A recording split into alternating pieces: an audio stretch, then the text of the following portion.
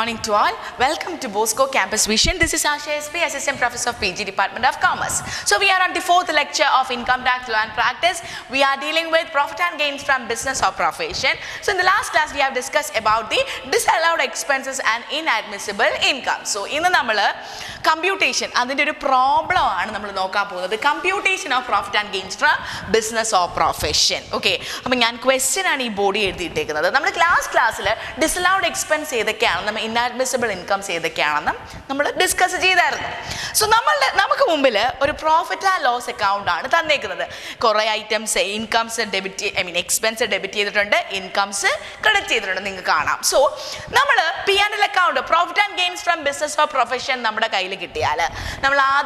we must write the heading computation of profit and gains from business or profession for the previous year 2019-20. This is the heading computation of profit and gains from business or profession for the previous year 2019-20. From net profit as per P&L account. Heading then we must start from net profit as per P&L account. Net profit is 62,000. Okay, we have a amount column. So heading then net profit net profit we must add disallowed expenses less inadmissible incomes. Disallowed expense add debit side disallowed expense so net profit then we must go through debit side, then adjustment credit side idana problem heading then net profit then comes into the debit side of P&L account, then go to credit side. Debit side credit side debit side net profit 62,000 net profit. Okay, then add disallowed expense. What do you mean by disallowed expenses? Expenses debited to P&L account but not allowed as business expense as per Income Tax Act. P&L account debit side expense, business expense expense so disallowed expenses. So disallowed expense add okay, business related expenses which are not business expense. Items the business expense the first step. Interest paid on deposit, business expense. Salaries, of course. Rent and rates. Postage and telegram. Stationery and printing. Depreciation, other expenses. Other depreciation and business expense. Other expenses, of course. Other indirect expense. Then comes to proposed dividend. Okay, proposed dividend is a business expense. So that's disallowed expense. So we proposed the dividend rupees 80,000 net profit in the add. So proposed dividends is a disallowed expense. Then comes to provision for income tax. We class what are the disallowed expenses? All provisions and reserves. So this is a provision for income tax. This is a disallowed expense. Then bad debts provision. All provisions and reserves rupees 40,000. So we have problem. So we problem. So we have heading. What is the heading? Computation of profit and gains from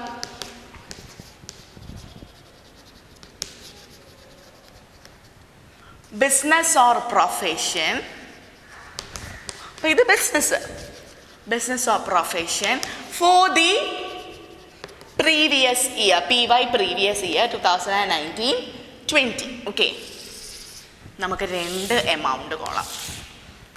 Okay, so we have net profit as per P&L account. What is the amount? Rupees 60 നമ്മളത് outer കോളത്തിൽ എഴുതുക. 62,000 outer കോളത്തിൽ എഴുതുക. Then add disallowed expenses. So നമ്മുടെ disallowed expense എന്ന് പറയുന്നത് ഏത് സൈഡിൽ കിടക്കുവാണ്? നമ്മളുടെ P&L അക്കൗണ്ട് ഡെബിറ്റ് സൈഡിൽ നോക്കി നമ്മൾ 3 ഡിസ്അലൗഡ് എക്സ്പെൻസ് നോക്കി. Proposed dividend, provision four income tax and bad ex provision. അപ്പോൾ അതുപോലെ എടുത്ത് എഴുതുക. പ്രപ്പോസ്ഡ് ഡിവിഡൻഡ് എമൗണ്ട് 80,000, അത് ഇന്നർ കോളത്തിൽ എഴുതുക. ഓക്കെ, അതിനാണ് നമ്മൾ 2 എമൗണ്ട് കോളം എഴുതുന്നത്. Then provision for income tax, provision for tax 15,000. So bad X provision amount is rupees 40,000. So വേറെ എന്തെങ്കിലും ഐറ്റംസ് നമ്മൾ ഇതിനകത്തുണ്ടോ?